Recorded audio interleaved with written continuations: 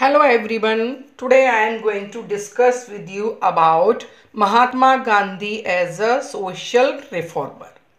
Everybody knows that Gandhiji worked to make our country free from British rule. But he also worked to uplift the condition of women and depressed class in Indian society. Guys, अगर अभी तक आपने मेरा channel subscribe नहीं किया है तो please subscribe कर लें और अगर वीडियो पसंद आती है तो एक लाइक भी ज़रूर दे दें। तो आपको मालूम ही होगा जब गांधी जी साउथ अफ्रीका से 1915 में लौट कर आए, then first of all he toured the country to know the condition of the people of India.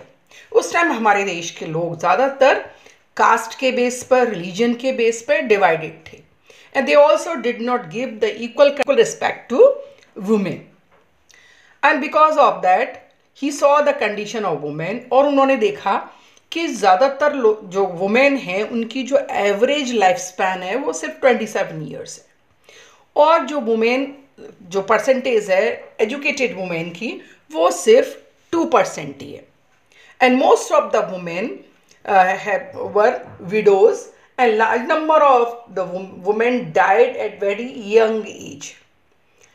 और उनको घर से बाहर निकलने का बिल्कुल भी राइट नहीं था, और वो ज़्यादातर वुमेन नॉर्थ इंडिया में पर्दे में रहती थी।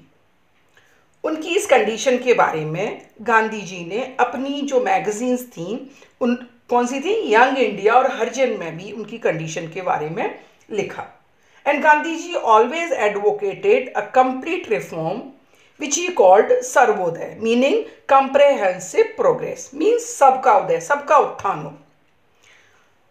And Gandhiji also quoted that there is no school better than home and there is no teacher better than mother। और उन्होंने कहा कि women identically they are not equal to men, but intellectually, mentally and spiritually women are equal। और उन्होंने कहा कि women can also participate in all the activities। That is why when Gandhiji started many movement, large number of women from all the classes they participated in the that is the movement which was started by Gandhiji। So he want the equal respect of women in society। और वो बोलते थे कि हमारे देश में जो एक पैशन है मेल चाइल्ड के लिए, जब तक ये ख़त्म नहीं होगा तब तक हमारा देश अंधकार में रहेगा। In the same way he work for the upliftment of the depressed classes. He wanted to give respect to them, और उन्होंने उनको नया नाम दिया, दैट वाज हरिजन। और इसी वजह से 1932 में ही open a organisation and that was known as Harijan Sangh, and he wanted to give equal respect, and that is why he dignified the work of Bhangi।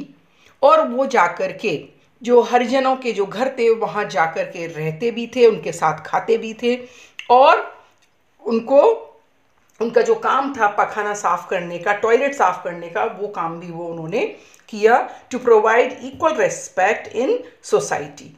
इस वजह से जो हायर क्लास के जो लोग थे they were also against Gandhi ji, they did not allow them to enter into the temple, but Gandhi ji work hard to provide equality to depressed class, और उनको पब्लिक वेल से पानी लेने का और मंदिरों में एंट्री के लिए वो लड़ते रहे। And ultimately the Harijans and the women got equality in the society।